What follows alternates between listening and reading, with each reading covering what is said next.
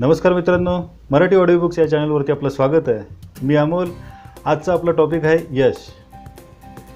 मित्रांनो, यशाची सुरुवात ही आपल्यापासूनच होत असते आणि यश मिळवण्यासाठी एक महत्त्वाचा मंत्र माहीत हवा. ते म्हणजे तुम्हाला यश मिळवण्याची एक दुर्दम्य इच्छा. फक्त इच्छा असून चालत नाही, तर त्याचबरोबर यशाची किंमतही मोजावी लागते. यशाचा मार्ग हा खूप लांबच असतो आणि त्यामुळे तो खाचखळग्याने भरलेला असतो. यशाचे शिखर गाठण्यासाठी दमछाक तर होते, पण तशी तुमची तयारीही हवी.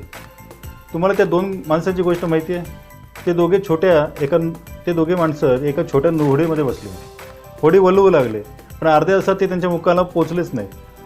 त्याचं कारण की त्यांनी होडी दोरीने बांधलेली होती. ती दोरीच सोडायची ते विसरले. आपण सगळे त्या दोन माणसांसारखेच आहोत. आपण काम करतो, खूप मेहनत करतो, परिश्रम करतो, पण ते परिश्रम आपल्याला पुढे नेतच नाहीत. आहे तिथंच आपण राहतो.